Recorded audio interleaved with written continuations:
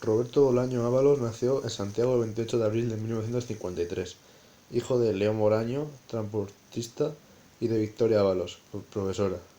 Pasó su infancia en Viña del Mar, donde cursó sus primeros estudios, en Quilpué y en Cauquenes. En Quilpué realizó a los 10 años su primer trabajo como boletero en una de las líneas de autobuses que cubría el trayecto Quilpué-Valparaíso. En 1968 la familia se trasladó a Ciudad de México, donde Roberto pasó su adolescencia concentrado en la lectura, encerrado durante horas en la biblioteca pública. Pronto decidió que quería ser escritor y empezó a trabajar como articulista en diferentes medios. Al cumplir los 20 años se quiso regresar a Chile. Corrían los días previos del golpe de estado de Augusto Pinochet y Bolaño se incorporó a la resistencia, pero fue arrestado. Tras 8 días en la cárcel, fue liberado gracias a la intercesión de dos detectives que resultaron ser excompañeros del colegio. Decidió volver a México y dedicarse de lleno a la literatura. En México fundó, junto con un grupo de poetas mexicanos, un movimiento de vanguardia denominado infrarrealismo, y en 1957 vio finalmente publicadas sus primeros trabajos reunidos en la antología poética Poetas infrarrealistas mexicanos. Sin embargo, hastiado de lo literario, abandonó México y partió primero para El Salvador, donde conoció al poeta Roque Dalton, y posteriormente a Europa. Tras viajar por varios países y por el continente africano, finalmente decidió establecerse en España. No fue una época fácil, estaba solo, sin papeles, tenía dificultades económicas, trabajó en múltiples oficios. Fue lavaplatos, camarero, vigilante nocturno, basurero, descargador de barcos, vendimiador, hasta que pudo mantenerse mediante su participación en certámenes literarios. Todas estas experiencias las convertiría más adelante en materia de su ficción.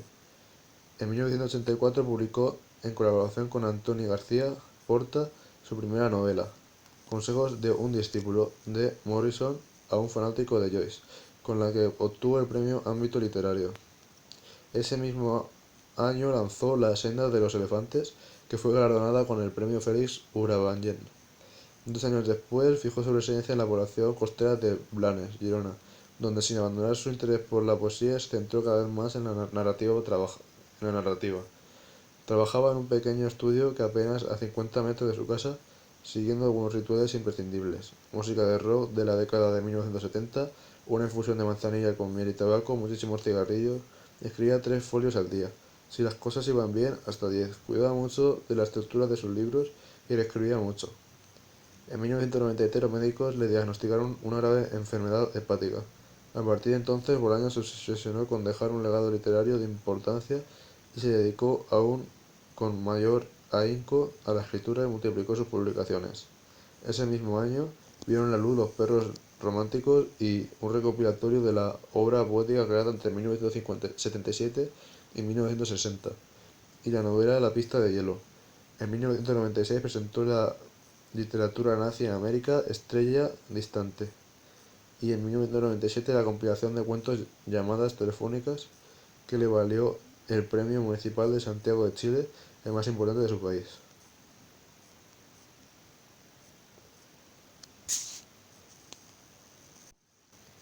En 1666 mereció el Premio Salambo, otorgado por los propios escritores a la mejor novela escrita en castellano, por abrumadora mayoría, según declaró la escritora española Rosa Montero, miembro del jurado. El jurado la definió como el resumen de una obra de mucho peso, donde se decanta lo mejor de la narrativa de Roberto Bolaño. Una novela que contiene mucha literatura, que supone un gran riesgo y lleva al extremo el lenguaje literario de su autor.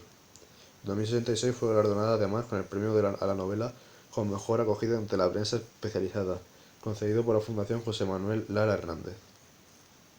El resumen por parte de 2066, la parte de los críticos. Es la historia de 5 profesores universitarios críticos de la obra del desconocido y misterioso escritor alemán Benno von Archimboldi, del que no sabe nada ni su editor, solo que es un hombre muy alto. En su estudio sobre este autor se le pasan por toda Europa dando conferencias y teniendo historias de amor alrededor de la única mujer, la inglesa Liz Norton. En esta búsqueda entran historias y personajes que lo llevan a México, a Santa Teresa, a buscar al escritor. La parte de Amalfitano. Cuenta la historia del profesor Amalfitano, un profesor chileno que vive en Santa Teresa con su hija Rosa. En esta parte entra por primera vez la segunda trama grande del libro, los crímenes feminicidas de Santa Teresa. En esta parte de Amalfitano se cuenta su historia y la de su esposa Lola, una mujer que se va en búsqueda de su poeta favorito internado en un manicomio. Aquí entra también el personaje de Rosa Amalfitano, la hija del profesor, que será el personaje que conecte con la parte de Fate. La parte de Fate. Oscar Fate, un periodista social, recibe dos noticias. La primera, su madre ha muerto. La segunda, dado que el periodista deportivo del periódico en el que trabajaba fue asesinado, Fate es mandado a cubrir una pelea de box en México, más exactamente a Santa Teresa. Fate se encamina pues a México a cubrir la pelea y allí se entera de los asesinatos de mujeres que están ocurriendo en la ciudad. Interesado por los asesinatos, Fate pide a su diario más tiempo para cubrir esta noticia, pero su diario le dice que no le pagará nada por ello. Sin embargo, Fate empieza la investigación y conoce a varias personas que le dan pistas, entre ellas Rosa Amalfitano y una periodista que lo lleva a la cárcel donde está confinado el supuesto asesino, un alemán mono y gigante. Aquí se introduce el personaje de Ash.